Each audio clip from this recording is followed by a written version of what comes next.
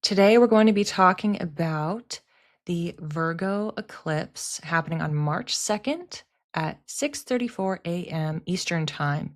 This is closely followed at 6:37 with the full moon in Virgo. So I'll talk about both of them a little bit, but this is really an eclipse-centric video. This is happening at 12 degrees of the mutable Earth sign. Number one thing that you want to know about eclipses is that they have beginning and ending energy. I have several videos talking about not only this eclipse series, the Pisces North Node, Virgo South Node series, as well as February 17th, we had an eclipse that was in Aquarius that was kicking off a simultaneous Aquarius North Node, South Node, Leo cycle. So we have two cycles that are now intertwined that are going to be happening for some time going out into the future. So I have, as I mentioned, videos on that. I have a blog post talking about it, listing a bunch of different dates out. And of course, you can check out my 2026 Life Path calendar where I have the dates for everything, blurbs for everything, timing, degree points, all that fun stuff. Plus, in the guidebook, I have a manifestation log. And of course, for the eclipses, as we hopefully all know by now, there's no manifesting. We are recognizing these are big energy portals.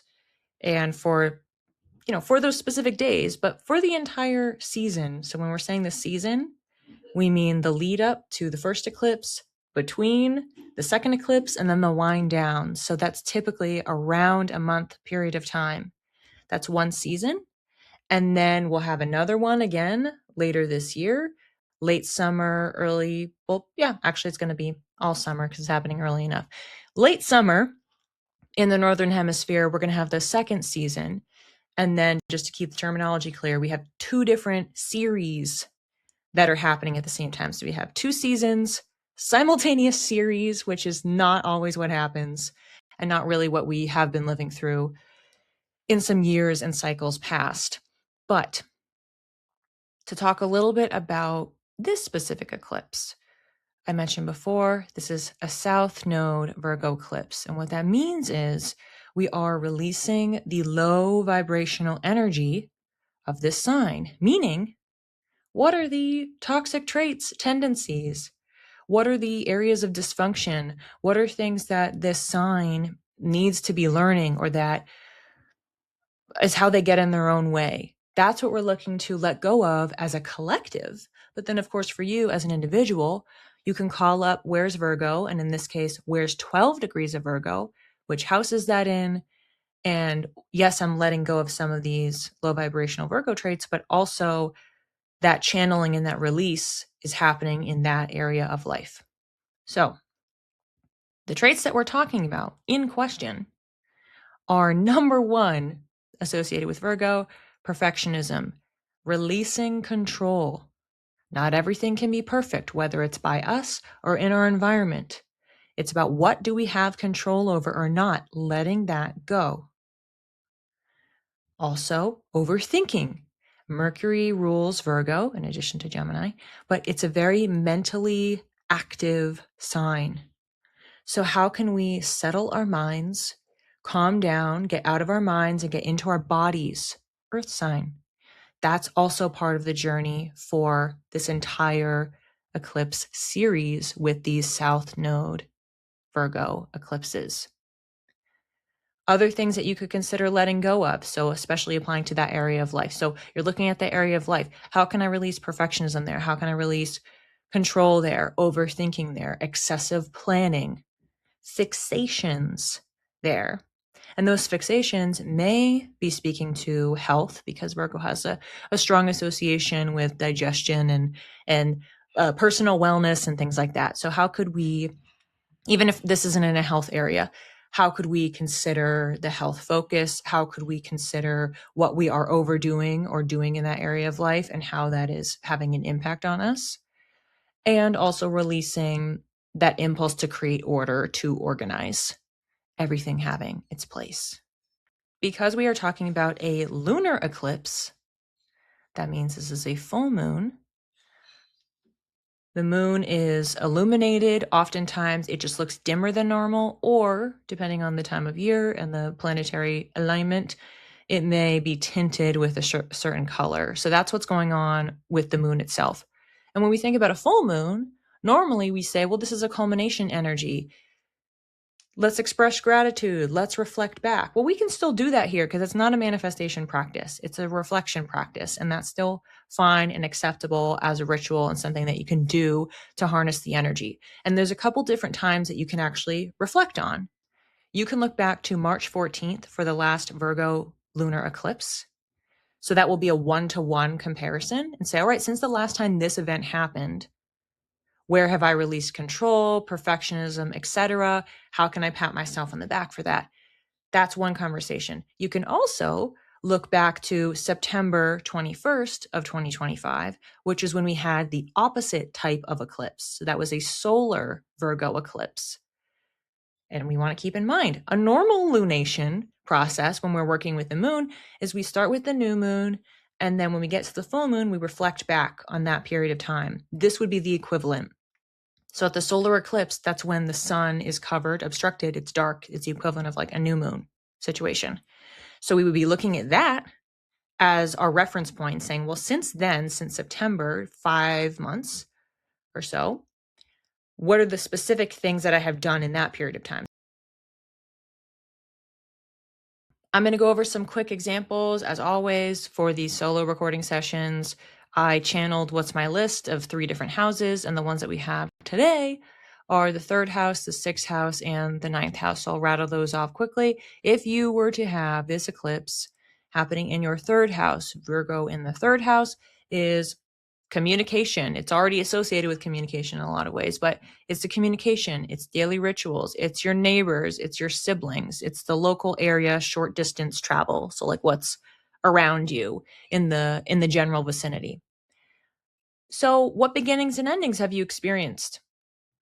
Where have you let go of control? Have you had any issues or conflicts or discussions with your neighbors or with your siblings or things where you have dialed back? You have recalibrated a little bit. Pat yourself on the back for that. What about how you're communicating? Have you been changing how you're writing, speaking, whether it's about yourself or like a critical self-narrative, self-talk that's going on? That would also be a great win and accomplishment to give yourself credit for.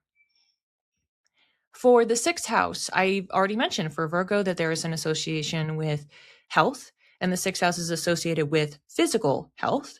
So it's of the body, as well as work-life balance, work ethic, the energy that you are putting in, current job, and pets.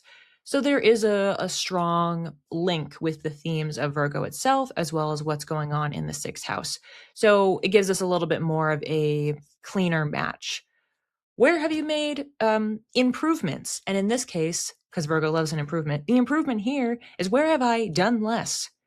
Where have I let go and released some rigidity that maybe I had in my day-to-day routines, 6th house? How have I been imperfect with my structures? How have I allowed myself to experiment and try new things, allowed myself to fail? I tried this, you know what, that didn't work. Okay, and now I'll try this again. And that could be health related, it could be routine related, scheduling related, all of that.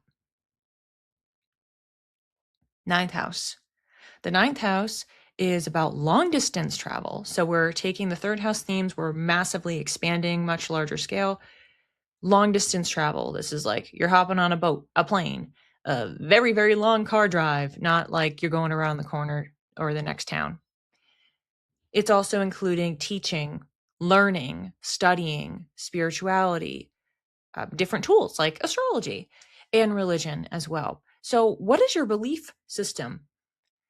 Have you released certain beliefs that you were clinging to, that you have been holding on to for some time? Have you, again, recalibrated, reframed fully for yourself how you want to approach learning? Maybe you have kind of set up these rules for yourself about the way that you should be reading or studying or teaching. And instead, now you have an opportunity to flip that.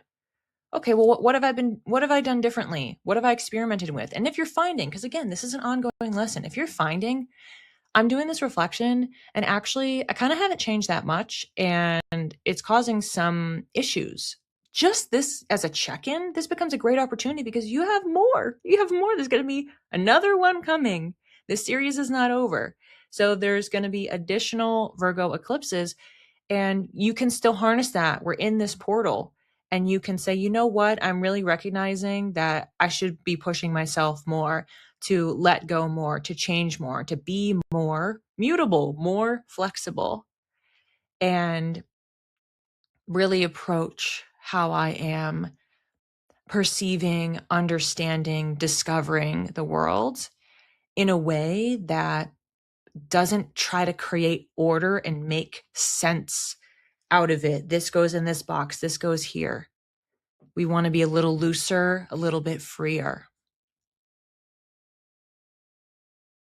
Please leave comments with your reflections. How did this resonate?